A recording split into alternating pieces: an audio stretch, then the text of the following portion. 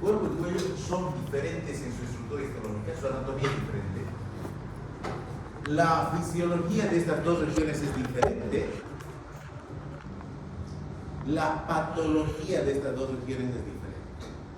Es por eso que este tema de útero lo dividimos en cuello, patología del cuello uterino, patología del cuerpo uterino, será un tema para desarrollar posteriormente. El cuello uterino establece una comunicación entre la cavidad vaginal y la cavidad uterina a través de un conducto. Este conducto se llama conducto cervical o conducto endocervical. El conducto endocervical tiene en su interior una secreción, se llama moco cervical, que es producido por las glándulas que están en la región endocervical. Resulta ser que la mayor parte del tiempo, mientras la mujer no está en periodo fértil, estamos hablando de una mujer en etapa reproductiva, en los días no fértiles, ese moco cervical tapona por completo el conducto endocervical. Desde el orificio cervical externo hasta el orificio cervical interno, acá, este conducto está taponado por el moco cervical. Este moco se comporta prácticamente como una barrera que impide el ingreso de microorganismos al interior de la cavidad uterina y también impide el ingreso de los espermatozoides.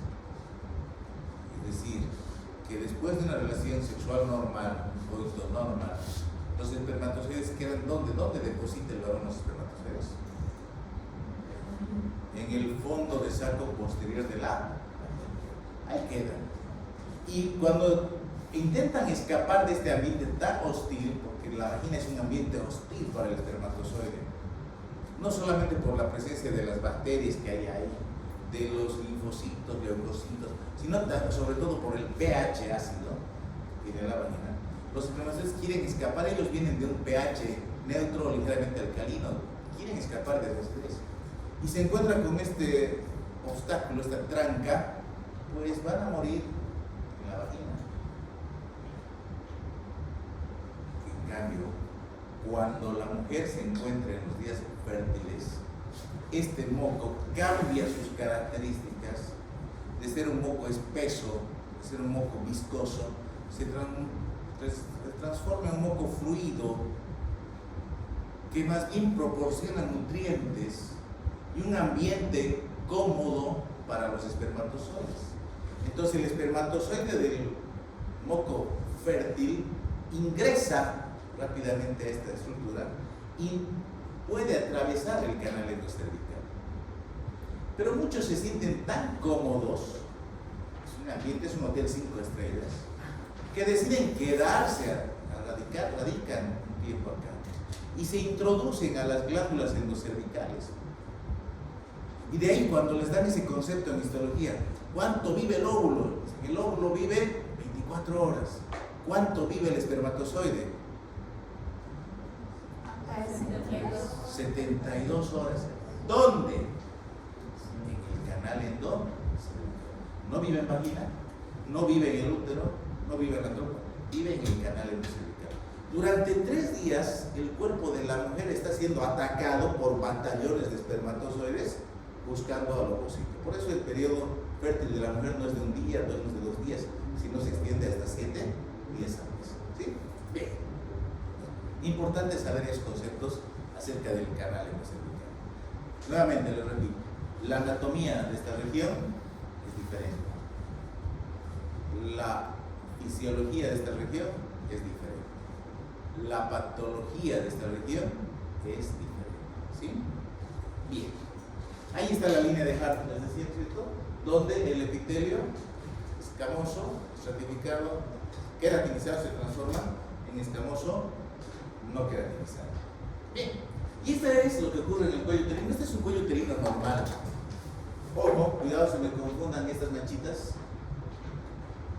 No son propias del cuello, más bien es el reflejo de la luz del aparato con el que se está sacando la fotografía. Esta es una imagen real. Y así esperamos ver un cuello uterino. Este es un cuello uterino normal.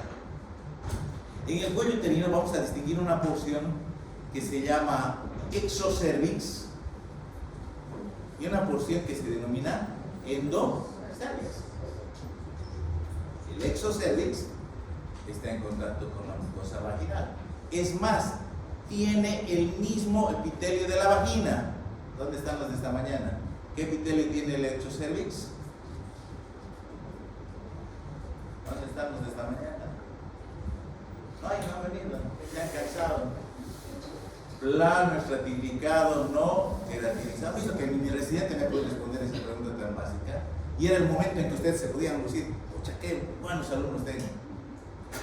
Y calladitos mis alumnos.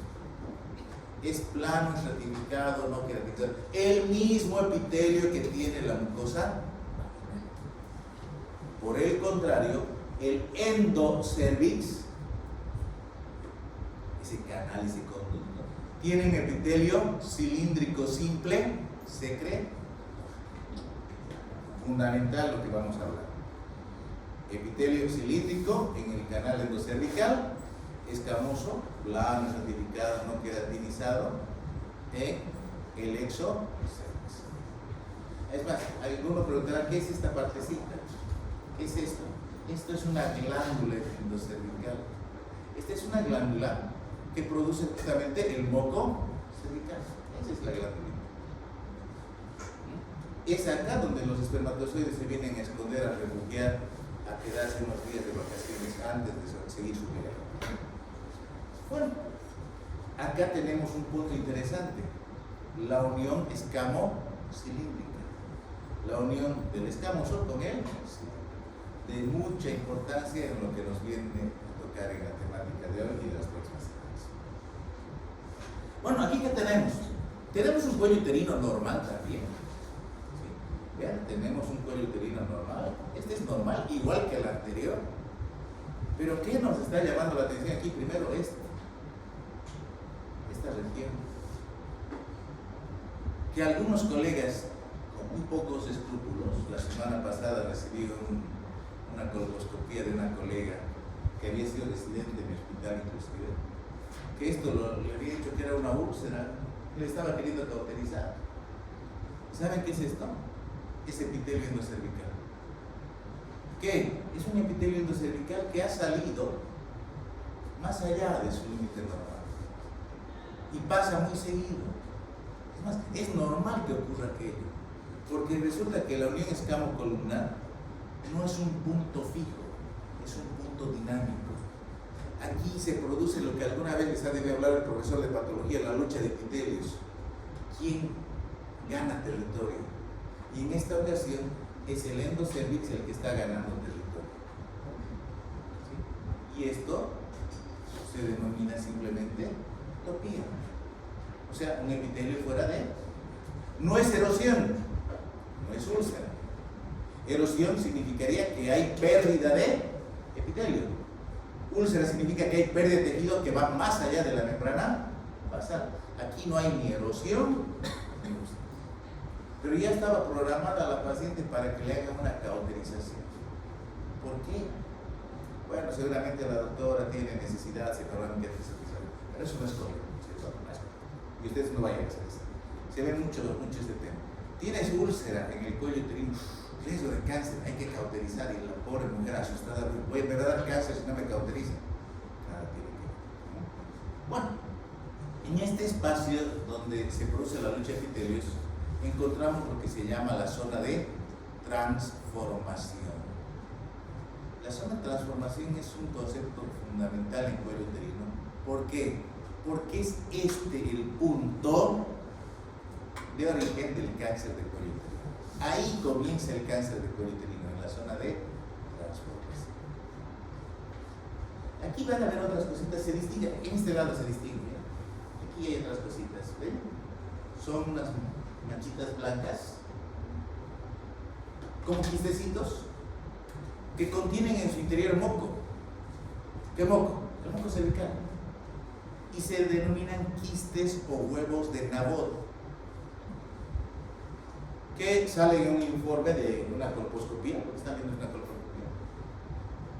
Salen incluso en la ecografía, el ecografista nos encuentra los nabots y le dice a la paciente, oh, tiene quistes de nabot. La paciente lee, tengo quistes en mi cuello uterino y se asusta. Deme tratamiento, tengo quistes en el cuello. Aquí corresponde explicar qué es el quiste de nabot. ¿Se acuerdan que los epitelios están luchando? El plano estratificado no queratinizado está luchando con el cilíndrico. Pues ocurre que a veces este escamoso avanza sobre el cilíndrico y ¿qué hace? Tapona, obstruye una glándula endocervical. Y si la glándula está obstruida, pero está vigente, va a seguir produciendo moco. Pero sobre este epitelio no va a poder expulsar ese moco.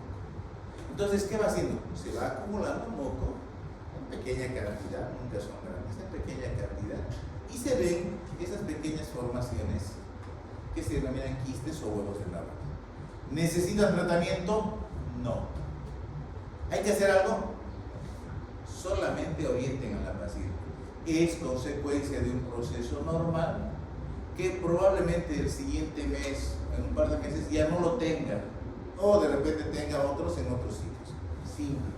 Tranquilicen a la paciente porque hay problemas más serios de los cuales preocuparnos en cualquier tema. ¿Sí? El epitelio escamoso, aquí tenemos que hablar, tiene varias capas. Y esto ya les he avisado esta mañana, les voy a preguntar en el examen porque no me han respondido. Tiene varias capas. Tiene una capa de células basales.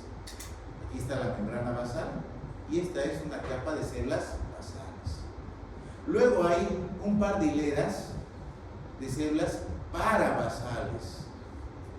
Más arriba tenemos células intermedias, varias hileras de células intermedias, y finalmente tenemos una capa o varias capas de células superficiales.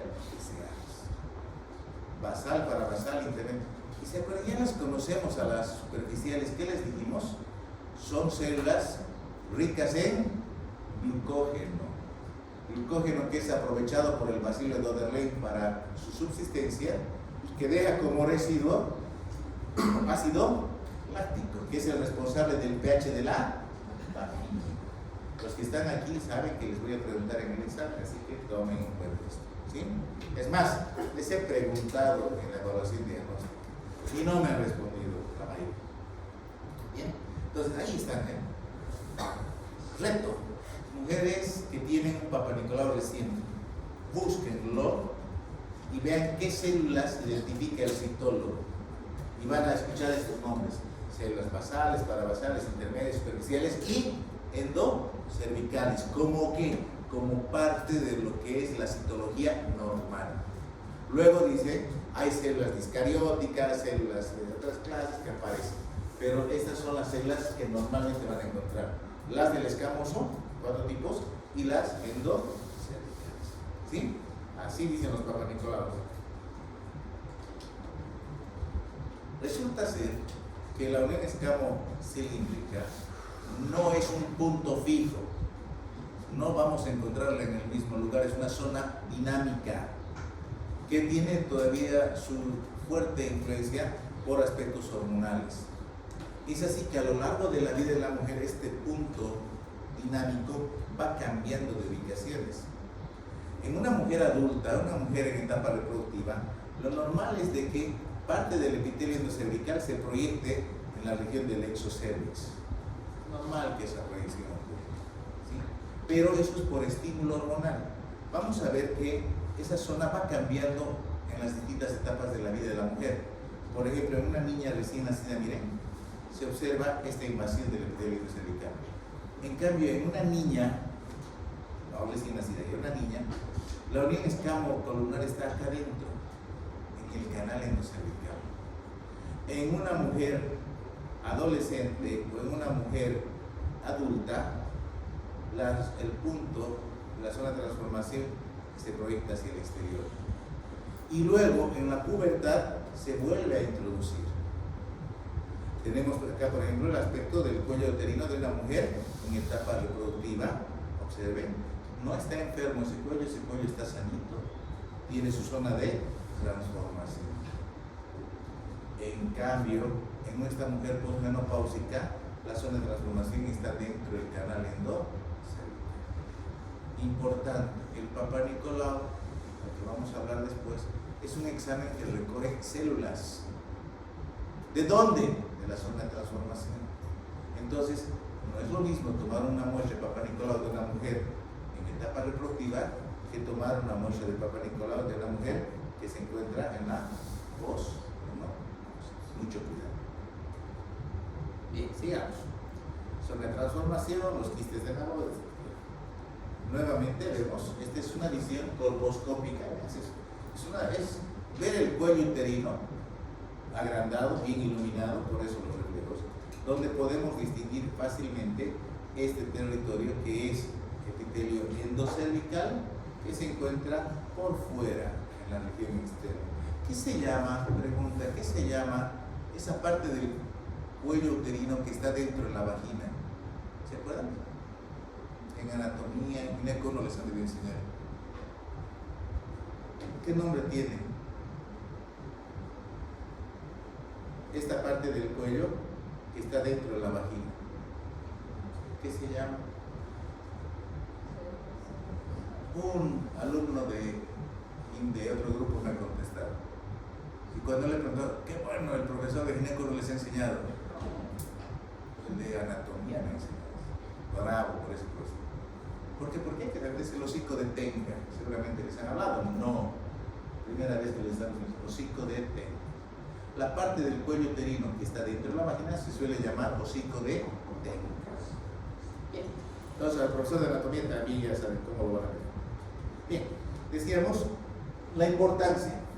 La neoplasia intraepitelial cervical, lo que vamos a llamar de aquí para adelante NIC, que es el origen del cáncer del cuello uterino, comienza en la zona de transformación. Ese es el concepto que tiene que quedar. Por eso hemos estado recordando porque se supone que ya han avanzado. Bien. El cuello uterino es una región, el hocico de tenga es una región que se puede palpar cuando se hace el tacto bimanual. Dentro de la semiología ginecológica que han estudiado en el tercer tema de Gineco 1, les han enseñado que el tacto bimanual es el que se hace en ginecología. El tacto obstétrico es una cosa, el tacto ginecológico es otra cosa. Les han enseñado la diferencia. En el tacto ginecológico, la mano más diestra es la que queda fuera. Por ejemplo, ustedes, la mayoría son derechos. ¿Qué pasa? Cuando voy a hacer tacto ginecológico, mi mano menos diestra va adentro, la mano más diestra va afuera. Ustedes harían así, cuando yo hago así, soy zurdo. En cambio, el tacto obstétrico implica que la mano más diestra es la que se introduce a la vagina. Eso les han debido enseñar para que vayan diferenciando. El tacto ginecológico siempre es bimanual, una mano en abdomen, una mano en vagina.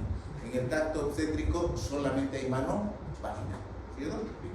Entonces, el cuello uterino es el hocico de tenga en específico, es una región que se puede explorar a través del tacto ginecológico. Pero además, con la ayuda de este aparatito, se puede visualizar el cuello uterino. ¿Qué parte? El hocico de tenga. Este aparatito se llama espéculo. El espéculo vaginal, van a ver que hay otros espéculos, es el que nos permite la visualización del cuello uterino. Aquí tenemos un cuello uterino completamente sanito. Nuevamente, estos son reflejos que difícilmente se pueden evitar cuando se sacan fotos del cuello. Bien, a nivel del cuello uterino vamos a encontrar diferentes enfermedades. Es una zona donde vamos a encontrar distintos cuadros, distintos tipos de lesiones. Pero es obligación nuestra identificar y descartar una en específico. ¿Cuál? El cáncer. El cáncer de cuello uterino, vamos a ir viendo, es el único cáncer, no solamente ginecológico, sino cáncer en general, que se puede diagnosticar antes de que sea cáncer. Se dirán, pero el cáncer de mama, ¿hay la mamografía? No. Cuando la mamografía puede detectar una lesión maligna, mama, ya es cáncer. Pero la ecografía en ovario no. Cuando la ecografía ve un tumor en ovario, es cáncer. En cambio, en el cuello uterino tenemos exámenes que nos permiten hacer diagnóstico antes de que sea cáncer. Por lo tanto, el cáncer de cuello uterino se puede prevenir. Es un cáncer que se puede prevenir. Pero tenemos que saber diferenciarse, tenemos que saber descartar cuándo, cómo lo vamos a hacer y a partir de qué. Y vamos a comenzar a estudiar primero una patología inflamatoria del cuello uterino. Vamos a hablar de la patología de tumores verinos, por supuesto, y vamos a hablar de los tumores malignos, ¿sí? Tumores malignos. Bien. Ahí tienen nuevamente la visión de cómo es el cuello uterino. Aquí están los surcos endocervicales. Este es el orificio cervical externo, el orificio cervical interno, el canal endocervical, el hocico de Tenca es esta porción, y justamente en el hocico de Tenca vamos a reconocer la unión del epitelio escamoso con el epitelio cilíndrico simple. Esa es la imagen que tienen, o las imágenes que necesito que las guarden en la memoria, ¿sí? Y la primera patología de la que vamos a hablar, obviamente, es la inflamación del cuello uterino, con distintas variedades, por supuesto, pero de manera general, la inflamación del cuello uterino se llama cervicitis. Cervicitis. ¿Puede coexistir con una infección, una inflamación de la vagina? Sí. En ese caso, ¿cómo se llamará? Cervicovaginitis, o si quieren, cervicocolpitis. No se olviden, colpos es vagina. Cervicovaginitis, cervicocolpitis. Y vamos a ver algunas variantes más en este cuadro. Primero, la cervicitis. La cervicitis puede ser aguda o puede ser crónica. Aquí hay una diferencia. La cervicitis crónica es un diagnóstico de la anatomía patológica, de la histopatología. Eso quiere decir que nosotros como clínicos no vamos a poner en nuestra historia clínica cervicitis crónica. No, no es clínico. Es el resultado de una biopsia. Y es más, cuando estén en el hospital van a ver que las pacientes nos llevan sus resultados de la patología, y ahí siempre nos sale mioma uterino, adenomiosis y cervicitis crónica. Es un concepto de la patología. La cervicitis aguda, por su lado, puede ser consecuencia de distintos gérmenes que han sido introducidos desde el exterior, o puede ser provocada por gérmenes que viven en la misma vagina. Y de ahí que es importante diferenciar también dos conceptos: lo que es la endocervicitis y lo que es la exocervicitis. La exocervicitis tiene como gérmenes causantes los mismos que causan vaginitis.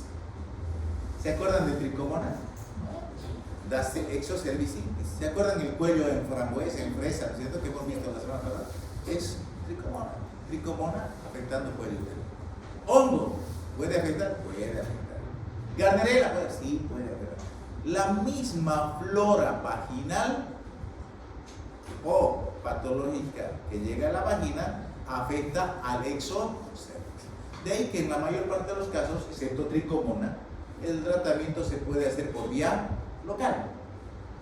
Acuérdense, no damos tratamiento local en tricomona, o si damos, siempre debe ser por vía oral y completamos por vía oral. ¿Por qué? Porque tricomona se esconde en vía urinaria. ¿Bien? Ahora, las endocervicitis son causadas por microorganismos específicos. Dos son los más frecuentes: Chlamydia trachomatis y Neisseria gonorrhea, ambas de transmisión sexual. Conclusión: yo quiero saber si mi paciente tiene gonorrea, le pido un cultivo de secreción vaginal. ¿Me va a salir gonorrea en un cultivo de secreción vaginal? ¿Dónde lo tengo que buscar? En el endo. Entonces pidan un cultivo de secreción endo. Quiero saber si hay clamidia, voy a buscar clamidia. Clamidia es una infección muy frecuente, por el caso. Lo malo de clamidia es que es asintomática en la mayor parte de las personas. Han visto eso en infectología. Entonces, hay que buscar la clamidia en endocervicis. Y cuando voy a tratar una endocervicitis, no me es suficiente usar óvulos, cremas, necesariamente tengo que usar la vía sistémica. ¿Sí? Mucho cuidado. Cervicitis. Las cervicitis también pueden ser provocadas por cuerpos extraños. Capuchones, diafragmas que se introducen o que se introducían en las mujeres con fines de anticoncepción, pero también hay un aparatito que se utiliza todavía que se llama el pesario. Algunas veces han escuchado del pesario. El pesario es un instrumento, es un dispositivo que se coloca en la vagina para evitar la salida del útero. ¿Cómo es eso? Ayer, los que estaban ayer, bueno, hemos hecho una histerectomía vaginal por prolapso genital total. ¿Por qué? Porque la paciente tenía condiciones para operarse. Pero hay pacientes que no pueden operarse, ya sea porque tienen una enfermedad concomitante, una patología asociada, una cirrosis hepática, un lupus eritematoso, una cardiopatía descompensada, no pueden beneficiarse del tratamiento quirúrgico de un prolapso. Entonces, ¿qué se hace en esos pacientes por la edad muy avanzada, 85 años? Se coloca un dispositivo en la vagina que tranca la salida del útero. Muy básico, ¿no? Muy básico. Pero así se siente cómoda la paciente. Pero la presencia de ese cuerpo extraño genera vaginitis y también genera cervicitis. Hay que estar permanentemente concentrados. La cervicitis crónica. Cambios histológicos solamente se encuentran en la. Clínicamente no hay nada específico, no hay ningún tratamiento, simplemente son cambios histológicos que acontecen en el cuello uterino y que requieren su diagnóstico por vía histopatológica.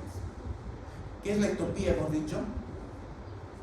La ectopía es el epitelio endocervical que está fuera del lugar, ¿cierto? Sí, sí. ¿Requiere algún tratamiento la ectopía? No, la mayor parte de las veces no. Encontramos esa lesión en el cuello, ¿qué le hacemos? Nada, déjenla. Salvo dos situaciones. Algunas mujeres refieren que tienen sangrado después del coito, inmediatamente después del coito. Pues ese es un sitio donde hay golpe, ¿cierto?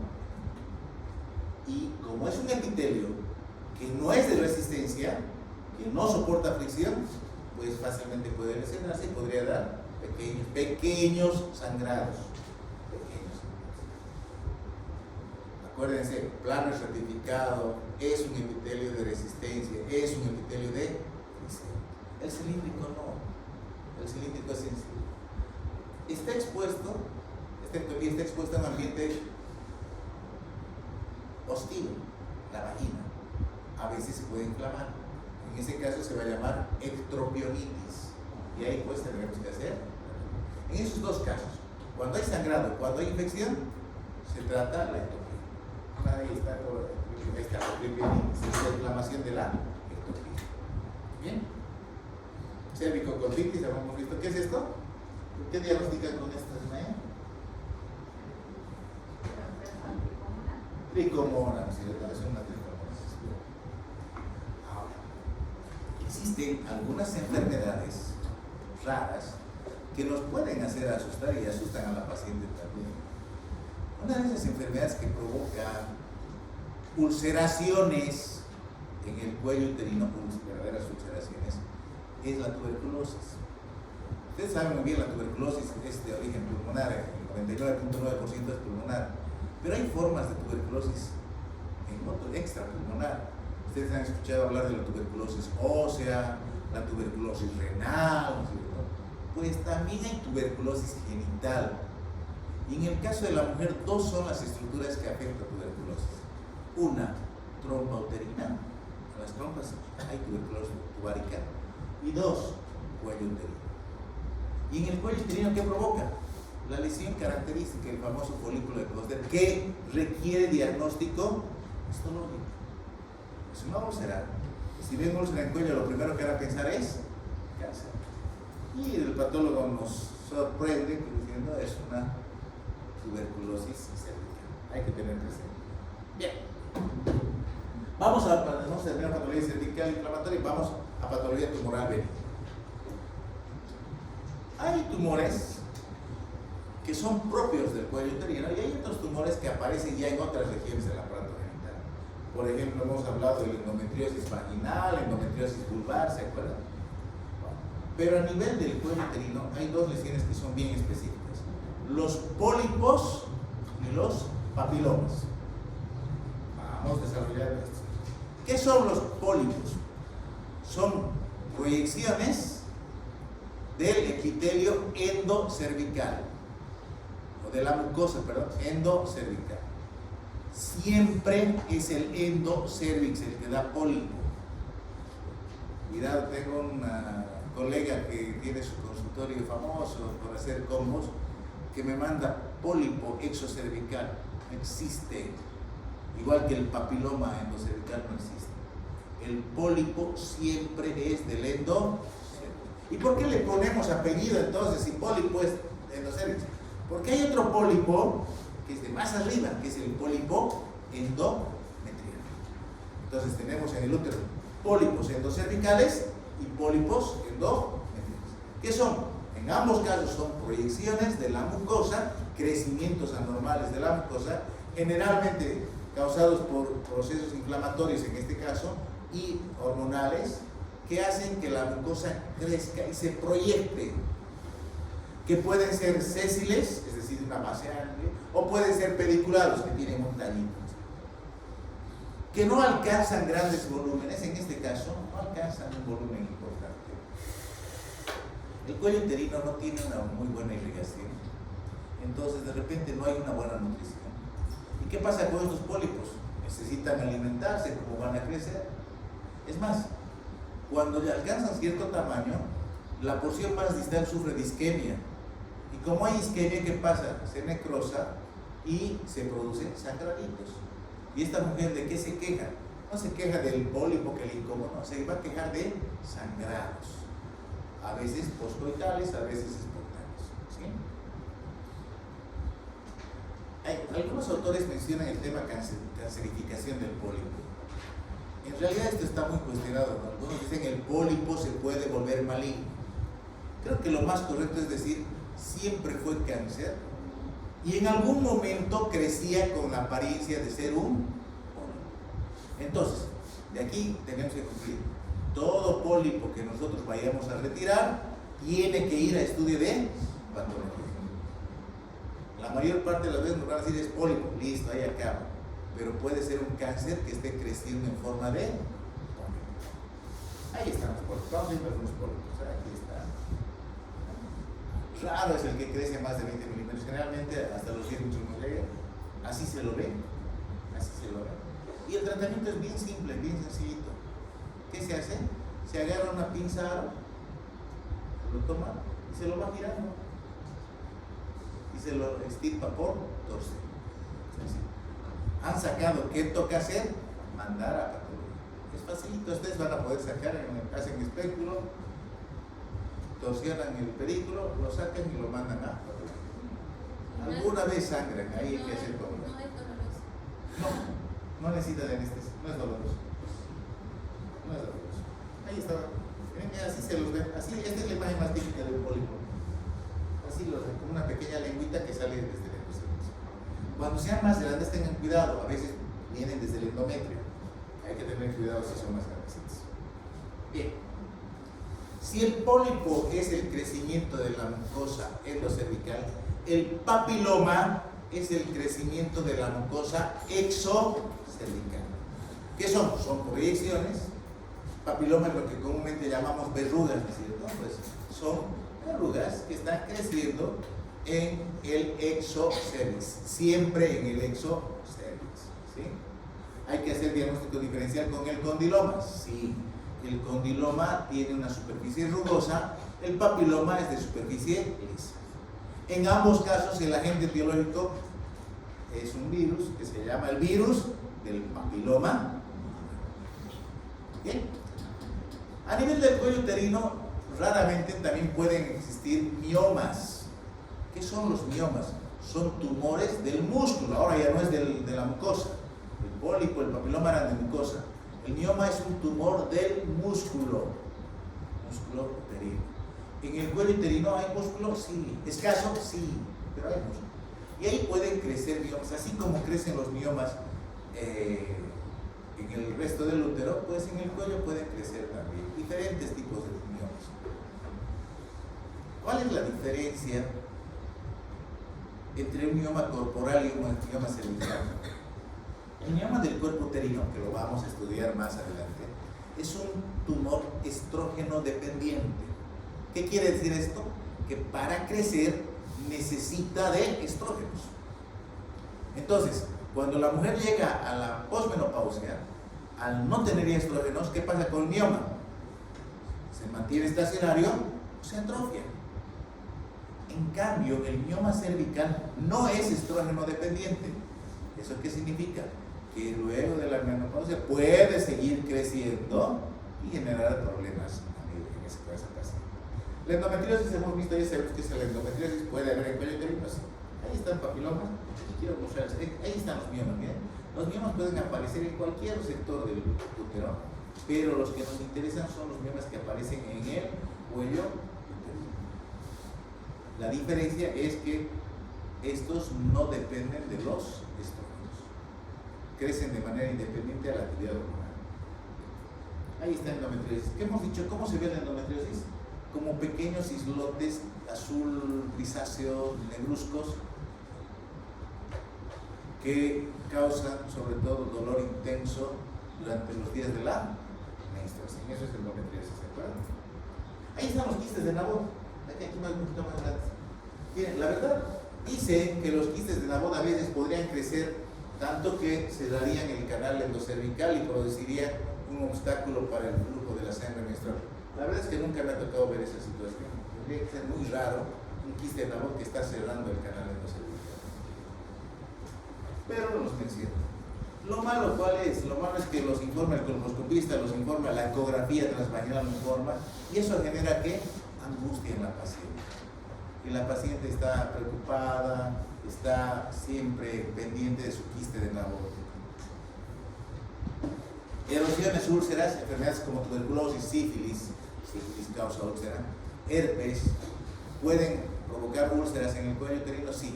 Son úlceras de características a veces distinguibles, a veces no distinguibles y requieren su biopsia. ¿Qué es esto? ¿Qué es? Es un prolapso. ¿Qué pasa cuando un epitelio no está en su ambiente? No está en el ambiente que le toque. ¿Qué pasa? Cambia. ¿Qué se llama el cambio del epitelio?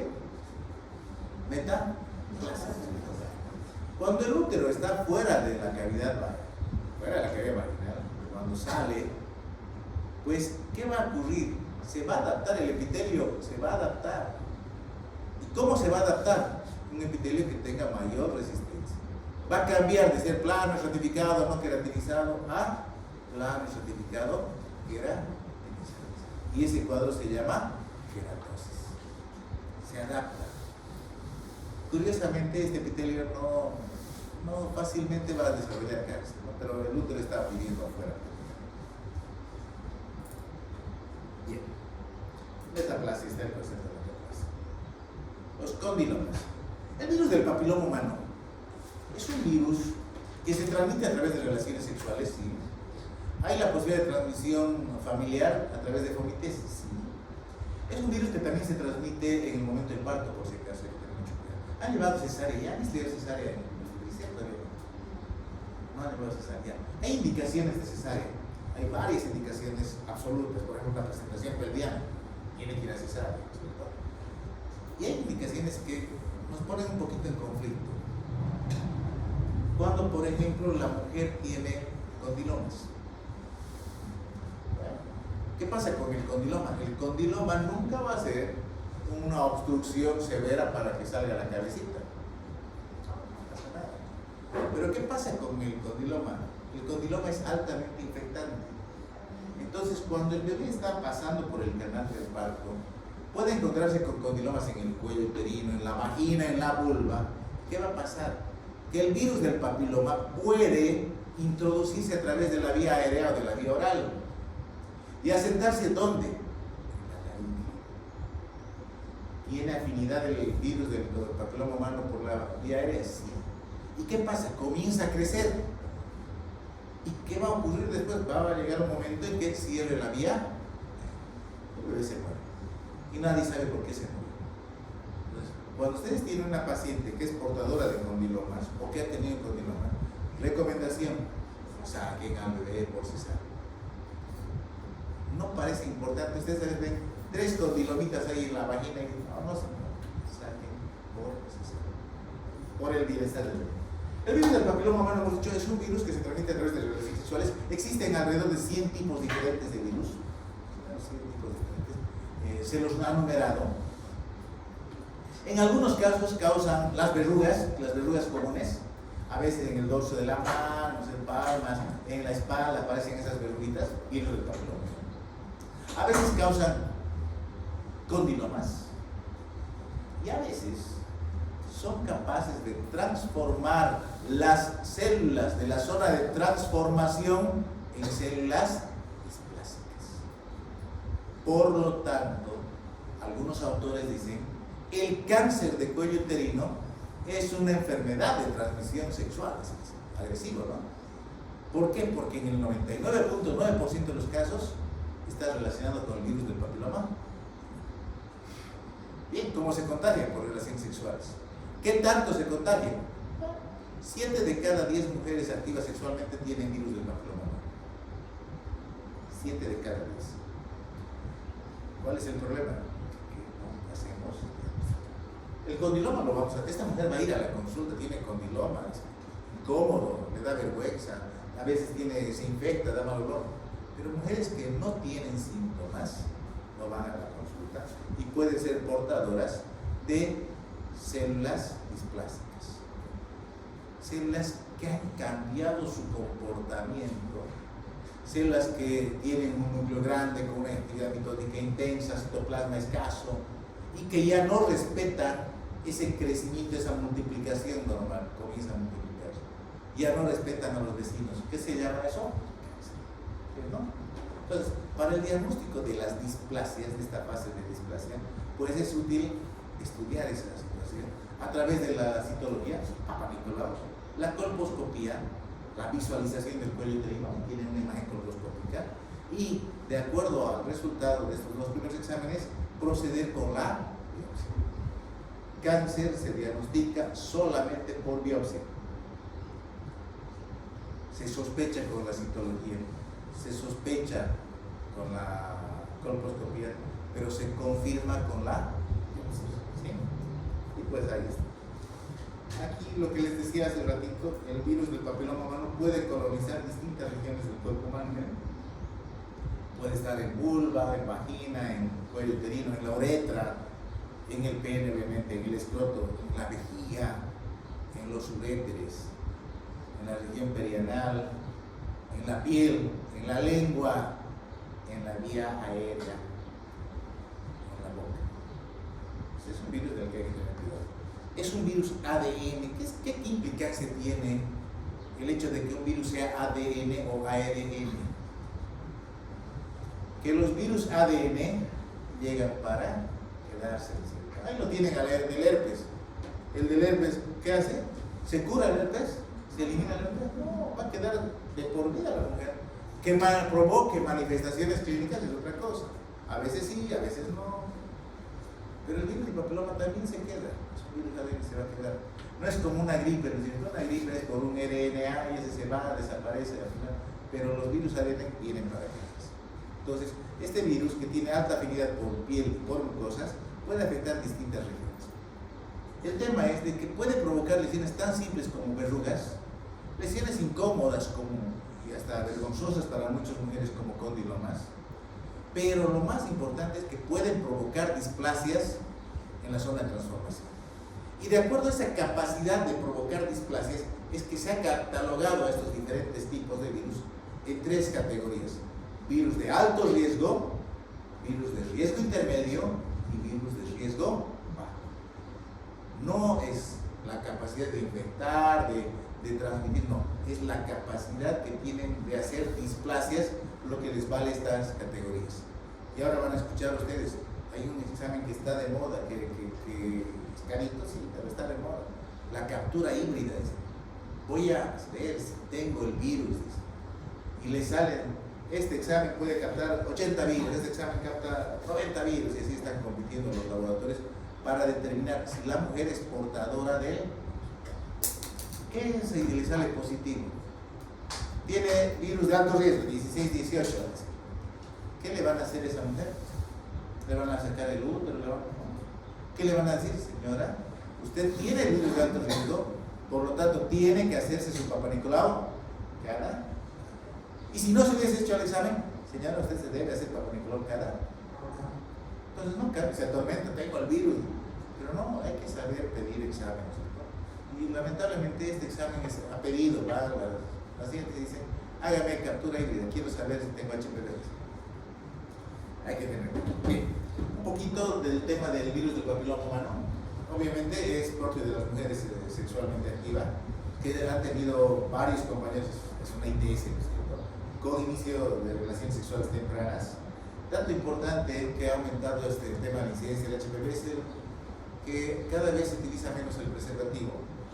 Existen métodos de anticoncepción muy eficaces, está de moda el implante, todo el mundo quiere tener el implante, dicen que es una maravilla, sí, pero es anticoncepción hormonal. Y la anticoncepción hormonal no evita las infecciones de transmisión sexual. Los métodos de barrera, el famoso preservativo, evita embarazo, evita ITS, evita VIH, evita transmisión del virus del papiloma. Entonces, a usar cuando muchachos. Transmisión sexual importante, a veces familiar, hospitalaria, y en lo que les comentaba, en el momento del parto o alrededor del parto puede afectarse, puede transmitirse este virus. Un poquito, esta es la teoría de la virología, para los que les gusta. Virología,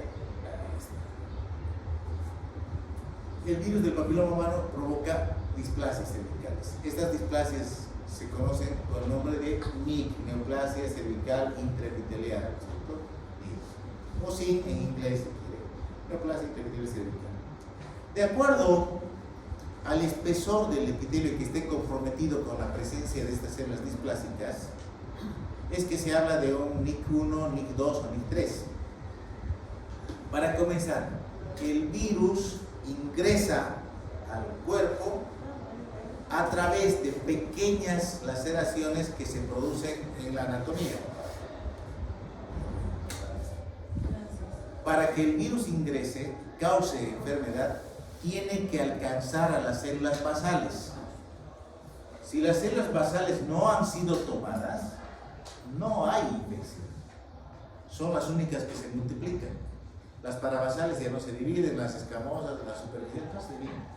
Las células basales. Entonces el virus primero entra a lo profundo, a través de pequeñas heridas, en la relación sexual se produce. Coloniza las células basales y comienza a multiplicarse estas células. Cuando el compromiso ha afectado al tercio inferior, se habla de NIC1, o antes le decían displasia leve. Cuando ha pasado de la mitad y ha comprometido hasta 2/3 del espesor del epitelio, se llama displasia moderada. Y cuando está comprometido todo el epitelio, desde las basales hasta las superficiales, se llama displasia severa o NIC3, que es el equivalente clínicamente a lo que llamamos carcinoma in situ. Es una situación donde vamos a ir a ver la progresión de la enfermedad. Otros nombres con que se conocen estas lesiones: lesión intraepitelial escamosa de bajo grado, lesión intraepitelial escamosa de alto. Todas estas lesiones reconocen al mismo culpable, virus del papiloma. Y se puede reconocer a través del estudio citológico primero. Con la citología, una cosa es citología, otra cosa es histopatología, ¿cierto? A través de las células que se descaman de esta región, se puede reconocer si estamos frente a una lesión intraepitelial escamosa de bajo grado o de alto grado, ¿sí? Ahí están las características. Y cuando nosotros nos encontramos con esto, ¿qué hay que hacer? Cuando nos encontramos un NIC, o lo destruimos o lo retiramos. Aquí sí cautericen. La cauterización va bien, destruir el tejido para que no crezca, para que no avance. O la otra solución, retirar el tejido. Con diferentes categorías retiramos ese tejido. Si no hay cuello uterino, hay cáncer. Si no hay zona de transformación, hay cáncer. Y este señor tuvo la virtud de poder encontrar en las células que descaman los cambios que vienen junto con estas displasias. Este señor apellida Papanicolau, ¿sí? Y pudo determinar que con una tinción especial, la tinción de Papanicolau, puede identificar los cambios celulares que nos hablan de lesiones de alto grado o lesiones de bajo grado, o de displasia leve, moderada y severa, ¿sí?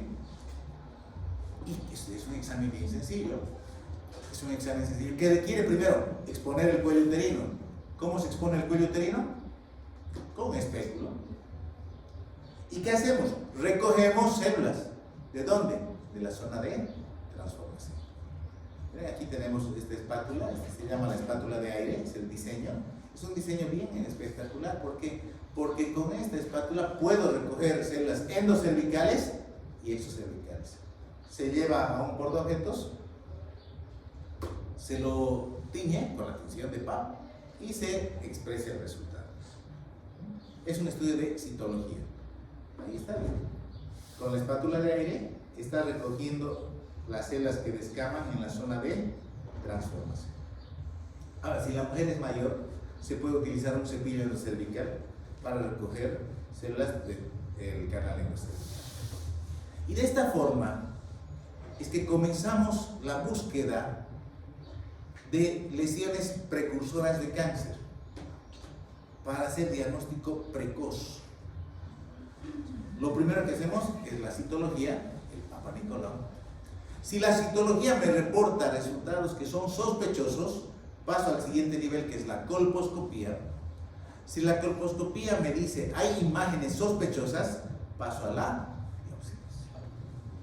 Esta colega que les digo que hace combos por la Roque Coronado, agarra todo, les pide Papanicolau, colposcopía y biopsia. ¿Por qué? ¿Por qué hace eso? Porque está construyendo su casa y está bonita su casa. Pero no, primero pidan citología, Papanicolau, luego pidan colposcopía, y si la colposcopía es, pidan recién la biopsia.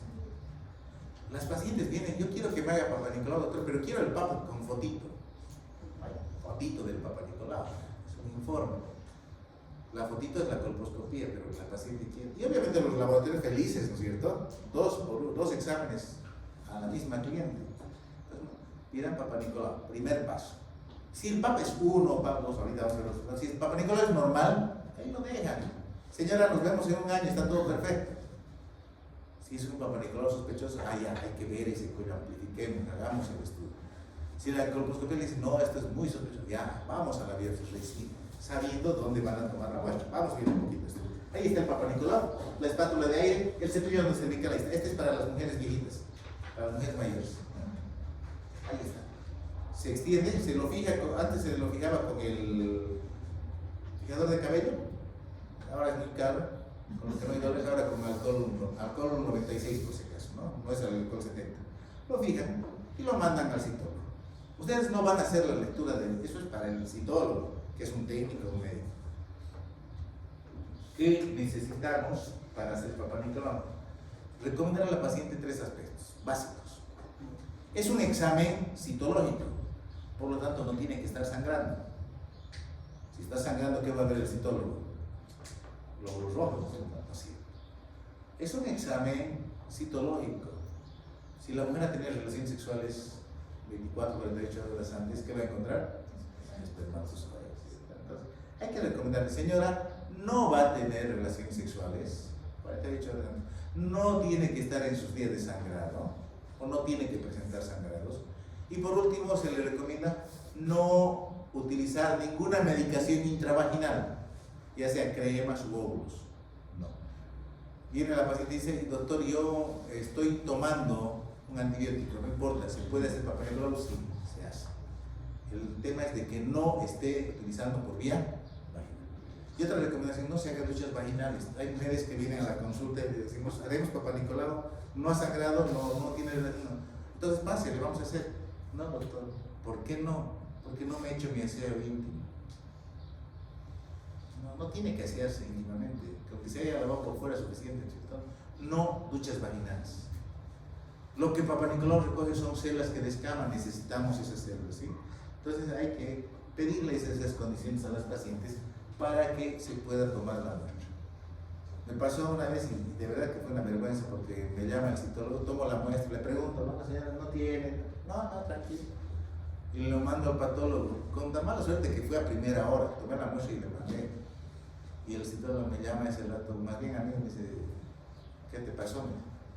Me dice, con tu Papá Nicolau, ¿qué tiene mi Papá Nicolau? Está todo bien.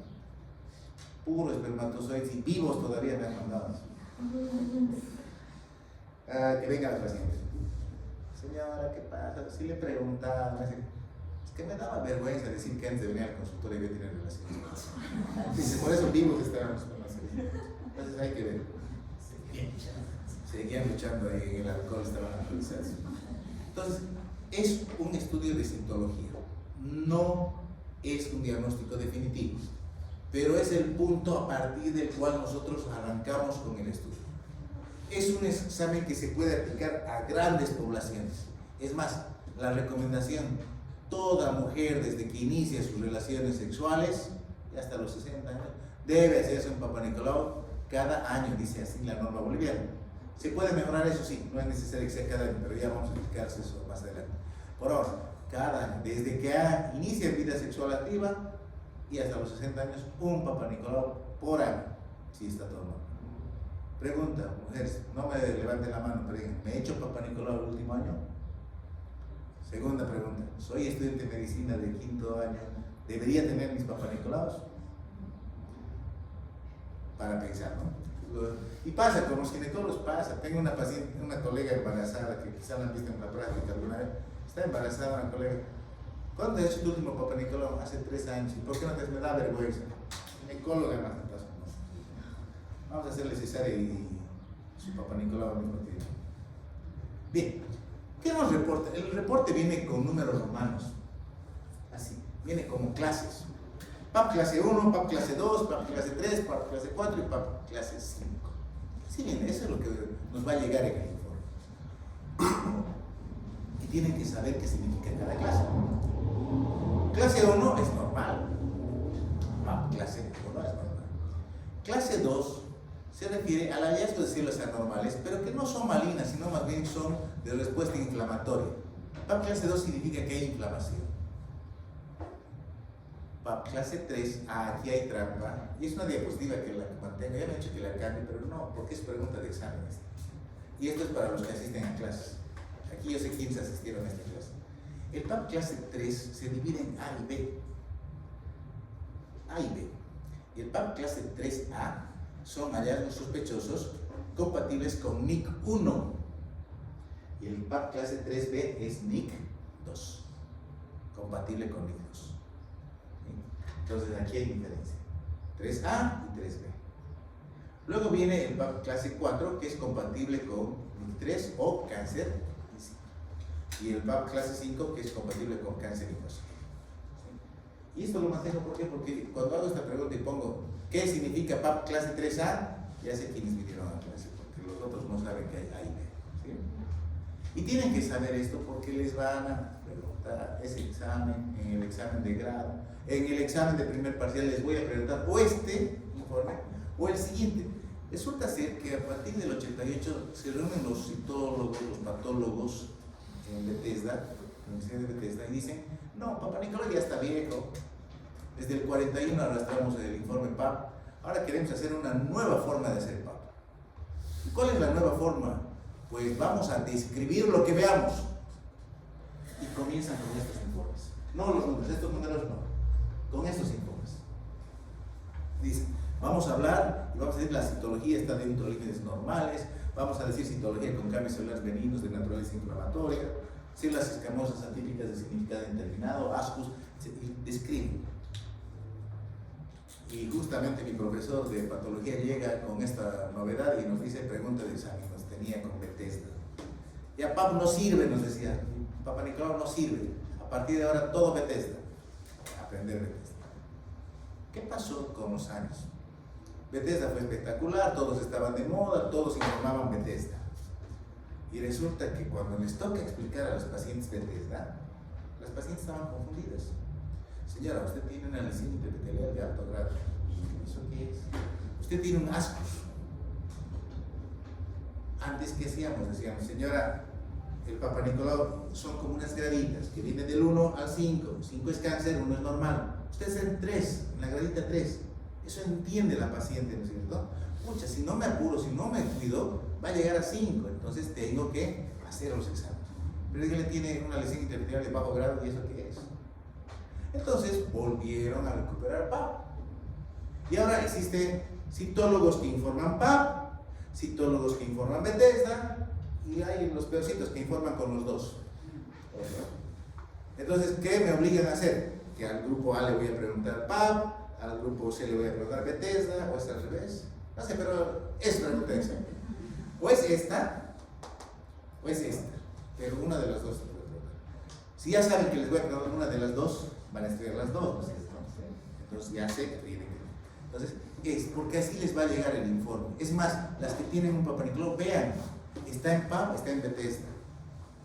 Entonces, vean, tienen que saber de los dos tipos. Bien, importante, con Papa Nicolau se pueden diagnosticar lesiones que no son visibles a simple vista, por supuesto. ¿Nos permite diagnosticar cáncer? Sí.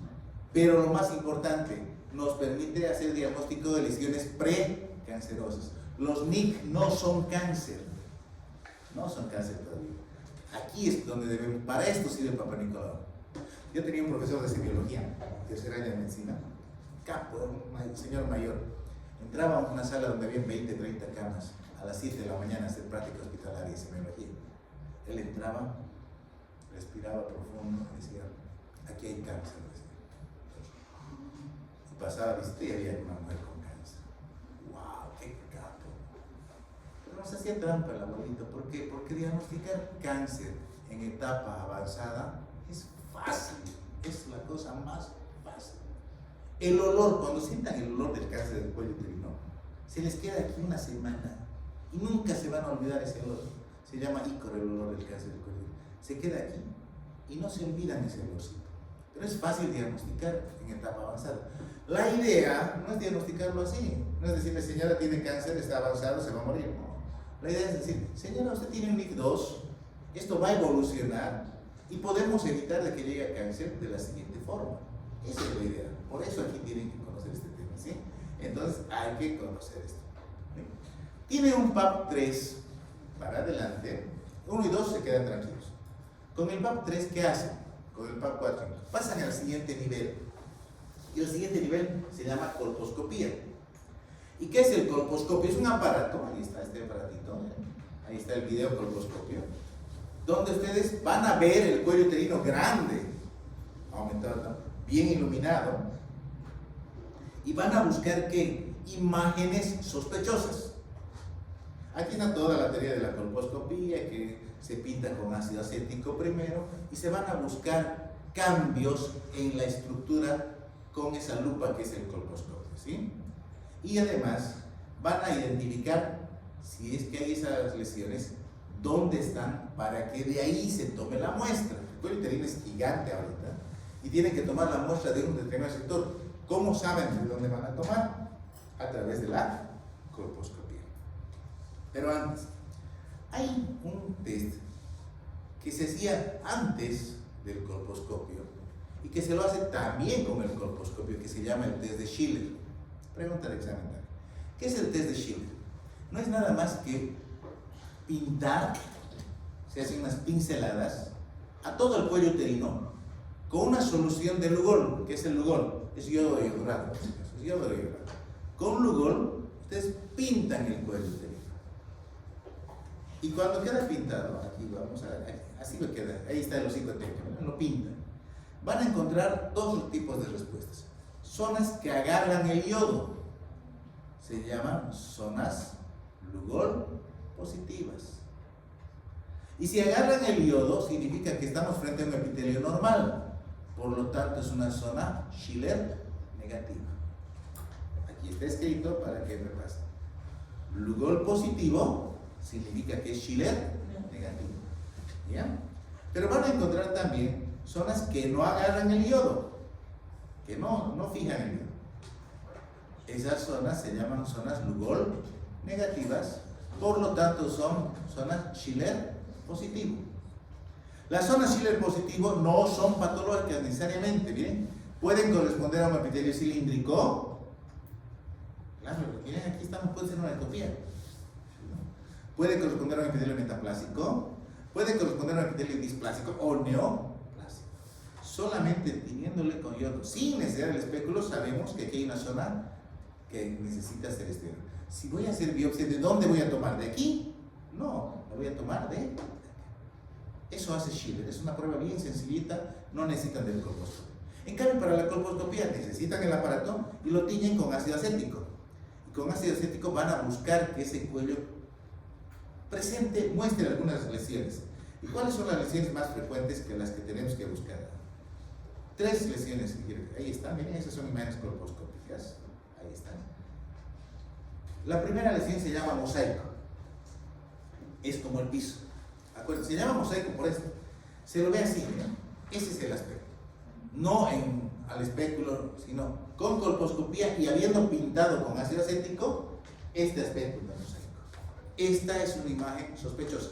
No es cáncer, no les está diciendo que es cáncer, es sospechosa. Segunda imagen, se llama leucoplasia. La leucoplasia, que es leucos blanco, ¿cierto? Una mancha blanca que se ve así. Esa es una zona sospechosa. Y la tercera se llama base o puntillado. La base o puntillado se refiere a puntos rojos que corresponden a vasos sanguíneos. Ahí está.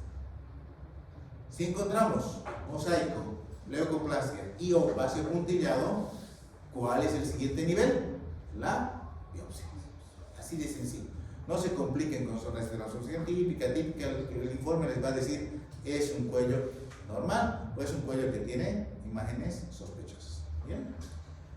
Cuando tenemos las imágenes sospechosas, pasamos al siguiente nivel. El siguiente nivel se llama biopsia. Y vean, aquí estamos. Ahora sí es un estudio de tejido. Ahora sí se saca un pedazo de cuello uterino. Es lo que tanto miedo tienen las mujeres. No, me van a sacar un pedazo. No, en el Papa Nicolau no sacan pedazo. Pero en la biopsia sí, hay que sacar. Esta pincita es especial, se llama pinza sacabocado. Ahí están los modelos de pinza sacabocados. Va a sacar un pedacito de cuello uterino. ¿De dónde? De donde la colposcopía está mostrando una zona, si quieren, Schiller, también positiva. Se puede sacar del endocervix también, miren, esta curetita está haciendo un legrado cervical, está haciendo legrado de la región del endocervix, ¿sí? Y por último existe un examen que es mucho más interesante que se llama el cono. El cono es un examen que puede ser no solo diagnóstico sino también terapéutico. A ver, ¿qué quiere decir? Vamos a ver un cono aquí. Ahí está. Miren las biopsias. Sí, puede haber sangraditos, obviamente sí necesitan, pero vamos a ver. Este es el cono. El cono consiste en sacar un pedazo del cuello uterino con una base circular y con un vértice que apunta al canal endocervical. ¿Cómo sé que mi cono está bien hecho? Se llama cono suficiente. Cuando los márgenes, el patólogo me va a decir, los márgenes del cono pasan por tejido sano. En ese caso es un cono suficiente. ¿Qué quiere decir? Que hemos sacado la zona de transformación, hemos sacado la zona donde estaba él. Para eso, ¿qué necesito? Por lo menos necesito un Schiller. Agarro el test de Schiller y tengo que hacer el borde, mi margen, por fuera de esa zona que no me agarró. A ver, vamos a ver por aquí. No, hay que copiar esto. Aquí vamos a ver esto. Pues vamos por aquí atrás. ¿Dónde está el Schiller?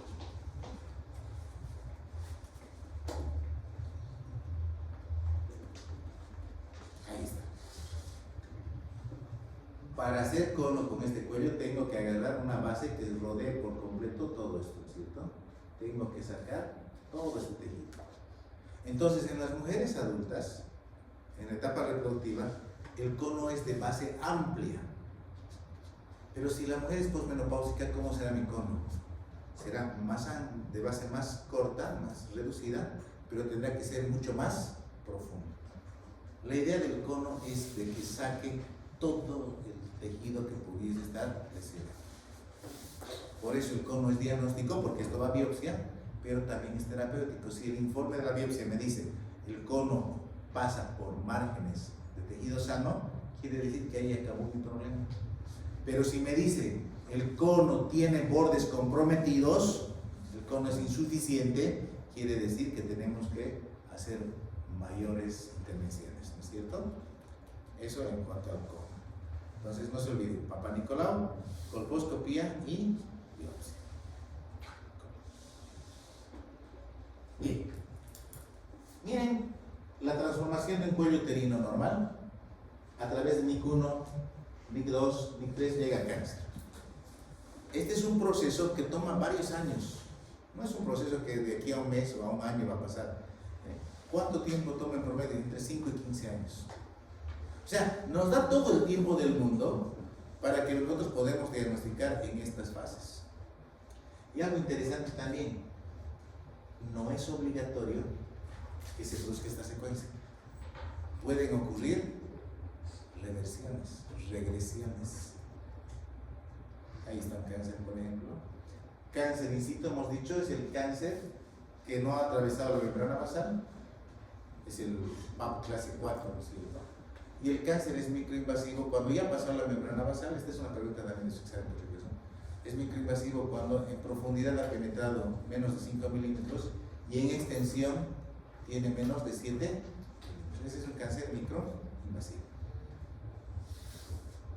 Y el cáncer más frecuente en el cuello uterino siempre va a ser el epidermoide, el escamoso, el 80%, 75-80%, y es más raro el adenocarcinoma. Displasia leve, acuérdense, menos del tercio inferior, de la mitad hasta los 2/3, displasia moderada, y cuando está todo el espesor del epitelio, displasia leve.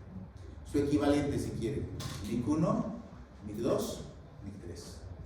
En Bethesda, lesión intraepitelial escamosa de bajo grado, lesión intraepitelial escamosa de alto grado. En inglés está, ¿cierto? Low, high. Y microinvasor, menos de 5 en profundidad, menos de 7 en extensión. Ahora, lo que uno pensaría es que el NIC1 necesariamente se va a volver NIC2, o que el NIC2 se va a volver NIC3. No pasa acá.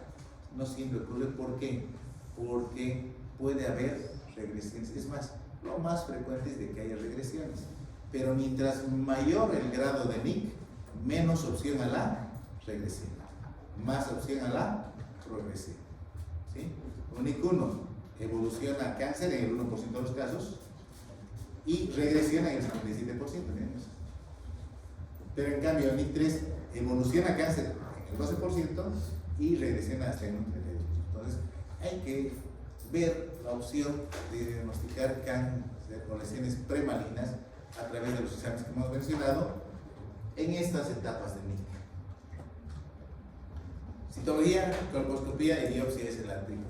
Entonces, cuando les toque el caso clínico, hay un caso clínico de una paciente que viene con sus resultados de Papá Nicolau, por ejemplo, y la pregunta es, ¿ahora qué van a hacer? ¿Qué diagnóstico le van a poner? La paciente viene con PAP3B, que se ha hecho y le ha salido PAP3B. ¿Ahora qué le van a hacer? Dice el caso clínico, la señora de 55 años acude a su consulta con resultado del análisis solicitado, Papá Nicolau. El reporte indica PAP clase 3B, o el reporte indica lesión intraepitelial escamosa de alto grado. ¿Cuál es su diagnóstico y qué manejo van a hacer para esa paciente? Ese es un caso clínico y eso lo vemos todos los días en el hospital, ¿sí? Aquí tienen un poquito para la lectura qué hacer en esos casos. No se olviden, el factor más importante para tener en cuenta que está en común denominador de todos estos es la infección del virus del papiloma. Si el virus del papiloma humano llegó, pues hay que controlarlo. No la condenen. Yo tengo pacientes que están condenados, viven así, tengo virus del papiloma y quieren morirse. Pero su papá Nicolau es clase 2, ¿de qué se está preocupando? Lo único que tienen que hacer es que al año nos vamos a volver a ver para que siga siendo 2 o PAP 1. Pero vive tranquila. Estoy transmitiendo, sí, pero ¿hace cuánto tiempo que está transmitiendo? No se preocupe. Aquí hay un factor, sí, que vale la pena. Compañías sexuales, no, hábito, el tabaco.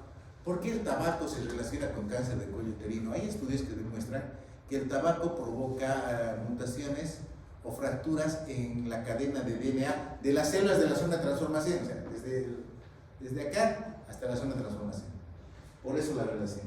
Después el resto, hay los judíos. ¿Por qué las mujeres judías no enfermaban o no tienen tanta frecuencia de cáncer de cuello uterino? Porque los varones son circuncisos. ¿Y qué tiene que ver la circuncisión?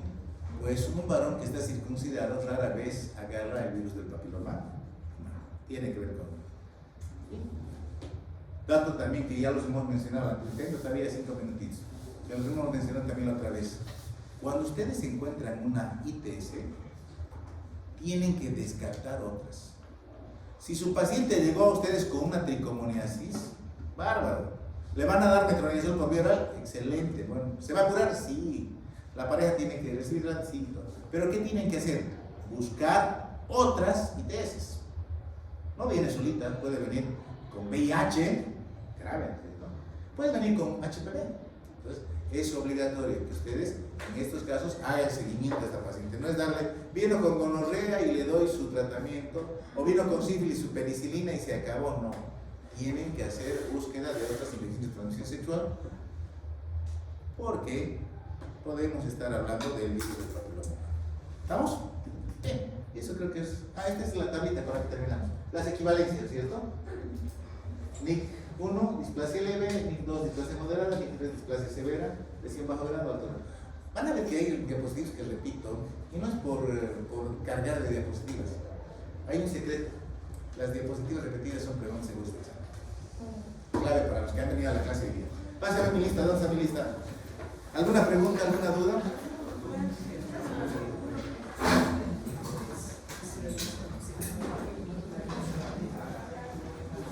Hay que hacer seguimiento, sí, hay que hacer seguimiento. Por si acaso, los compañeros preguntan si, ¿qué pasa con la pareja? Si hay, la pareja tiene virus del papiloma humano, sí. En urología les han debido enseñar que el cáncer de pene también reconoce al virus del papiloma humano como agente causante. Hay que hacer seguimiento. Listo, doctores, muchas gracias.